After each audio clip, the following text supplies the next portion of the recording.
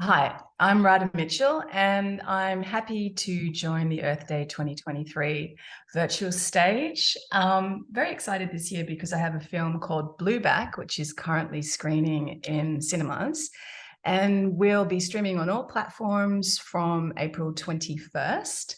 It's a film that celebrates the ocean, but also addresses some of the issues we have to deal with in terms of protecting them, including the level of plastics which are currently out there.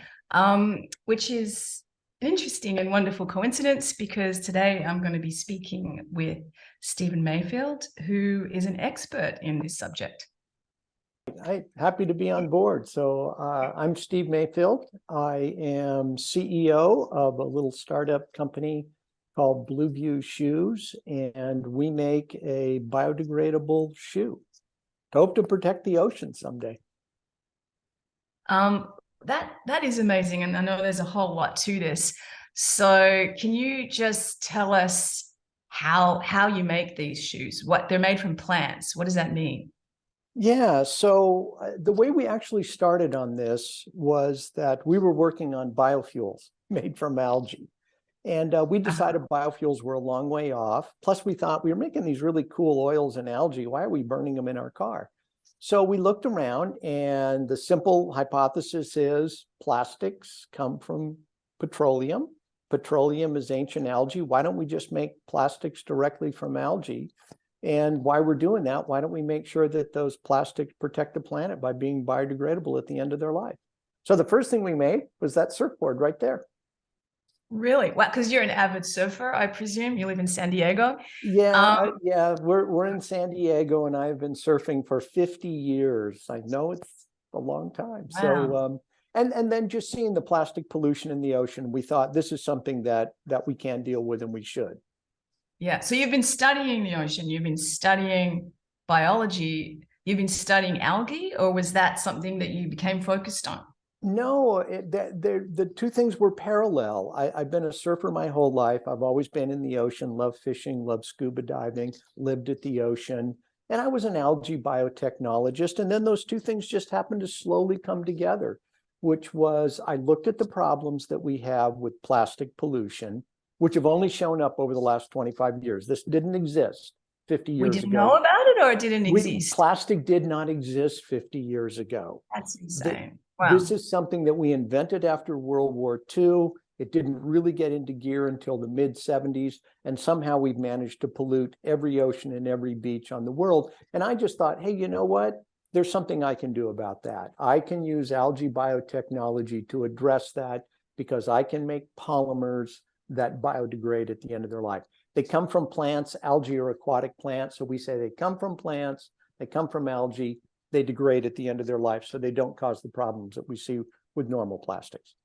I mean, it seems to make sense that you'd use just biology in the world, in the natural world, and reintegrate it into the systems that we need. I mean, that's one way of putting it, but it makes sense. And then I guess the question is, are they cool looking shoes? Will people want to wear them? Yeah, so what we made them was, this is one I actually wear every day, right? There's another pair, I think you can see it behind me there.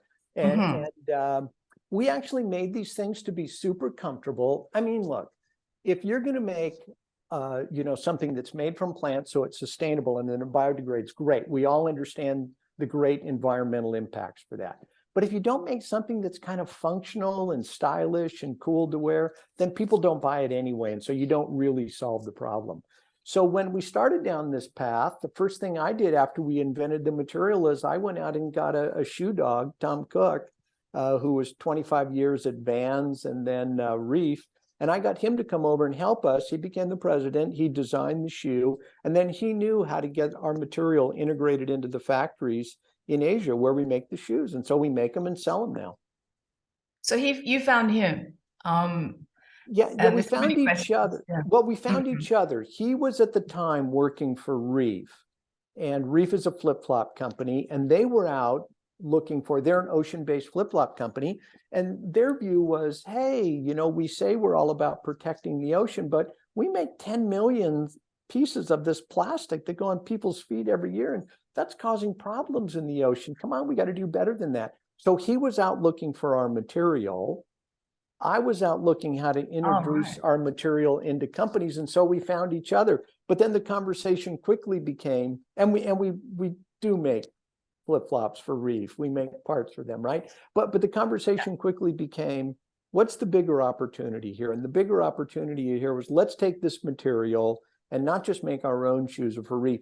Let's get it into everybody in the world. Let's get it into every brand, every company. The little victory is we sell 1 million Blueview shoes. The big victory is we get all of the brands to put our material into the 25 billion, with a B, billion shoes that are made today. Each year. Each year. 25 billion shoes. That's nuts. Each year.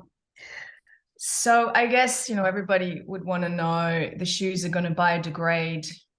Will they biodegrade on your feet? Yeah, that When you sweat. It's a good question, and it's always one we get. Those are two separate processes, right? One is durability, and our shoes, and we've measured this. We took our shoes, we put them on a little robot. He walked 100,000 times on them, and you can measure how fast those things break down. And our shoes are just as durable as any of the big brands, as Nike, as Adidas, as Puma, you name it. They last just as long on your feet. But what happens with ours, if they happen to get into the soil or if they get into the ocean, then there are microbes that can come along and eat those. But they have to be wet 24 hours a day, 7 days a week in order to biodegrade. Right? Will they biodegrade on land as well if they don't get into the ocean? They'll biodegrade in the soil. And it's like I tell people, look, we all wear cotton shirts, but we all know cotton's biodegradable. If you throw a cotton shirt into your compost pile or it's going to biodegrade, but it doesn't biodegrade when you're wearing it because you keep it clean and you keep it dry. And so you do the same thing with your shoes, and they last very good. They'll last just as long as another shoe. But if they get into the soil, if they get into the ocean, if they get into a landfill, if they go into a compost pile, they will 100% biodegrade. They do not make microplastics that persist in the environment. And has there been enough time to test that it's safe? Or is there just, that they are safe in the way that we hope they are? Yeah. They get into the food system. Yeah, that's a super good question. Yes, there has been enough time for us to test them. Number one, we know the molecules we make them out of, and we know the way the biodegradation process works.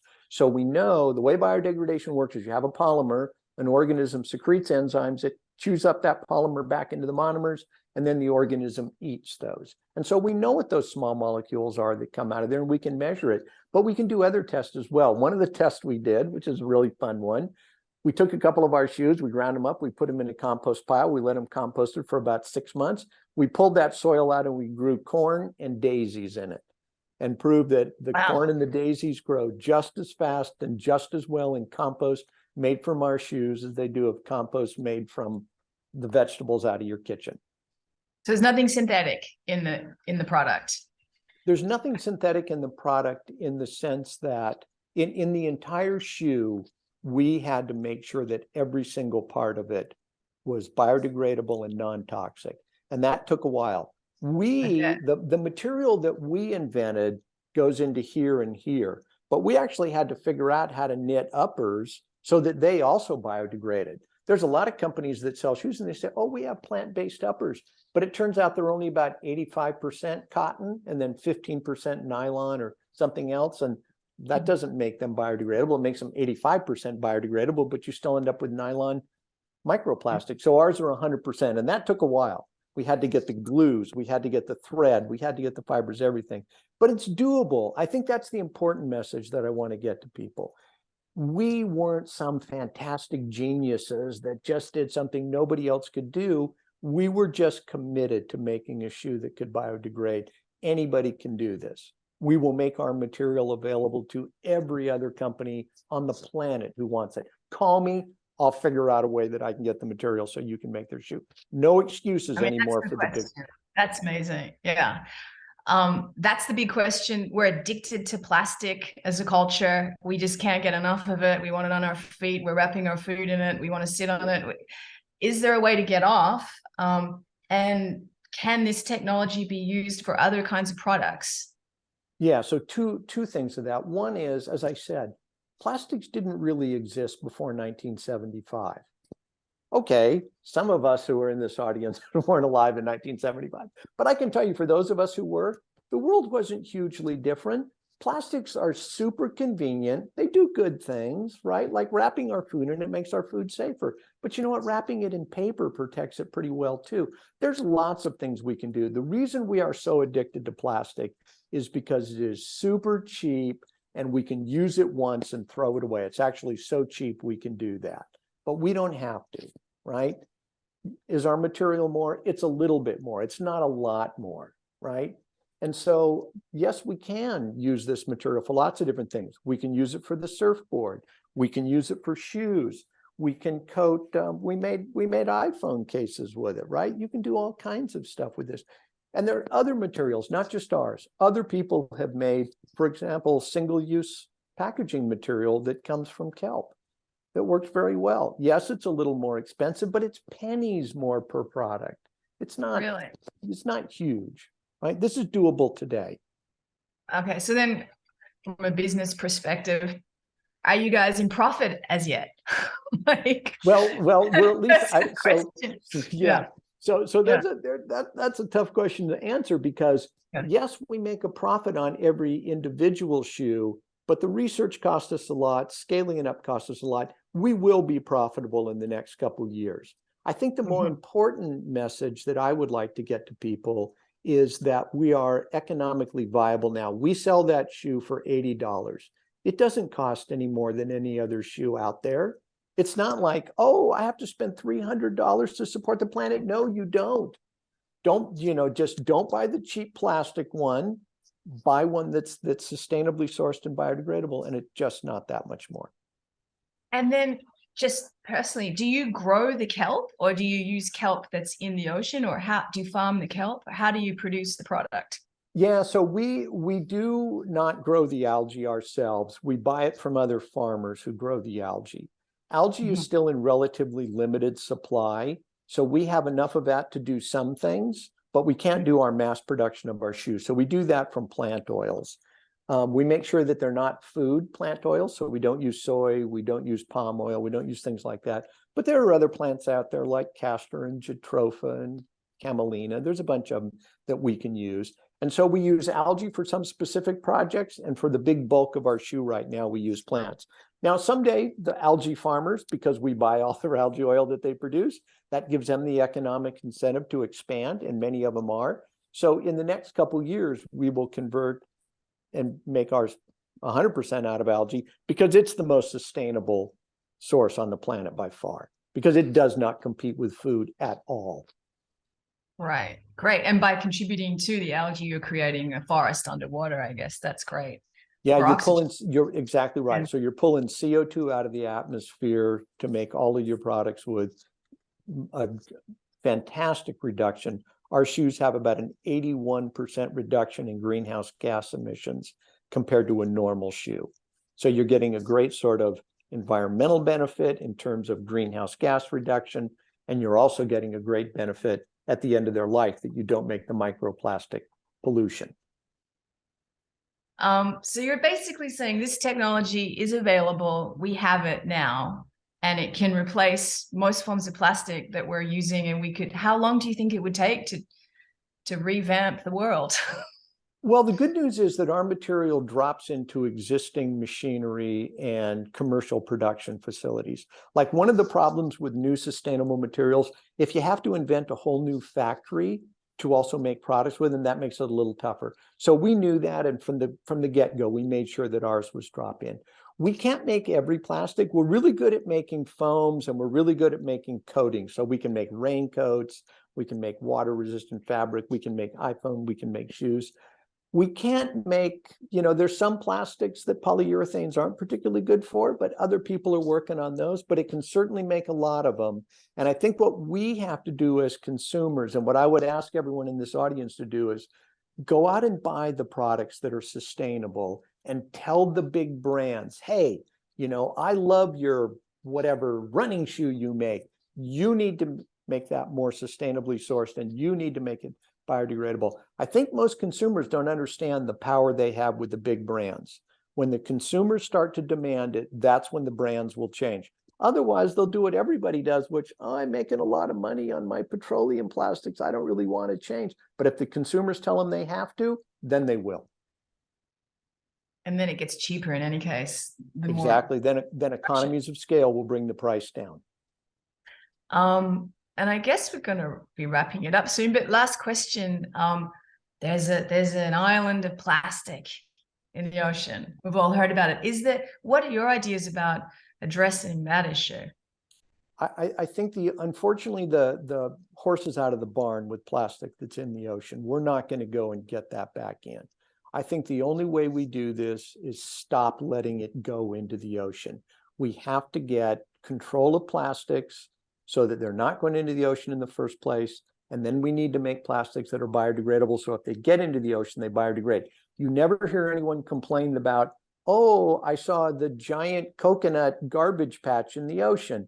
There's lots of trees, there's lots of plants that flow into the ocean every year. But if those things biodegrade, they're not a problem. So we need to get rid of forever plastics.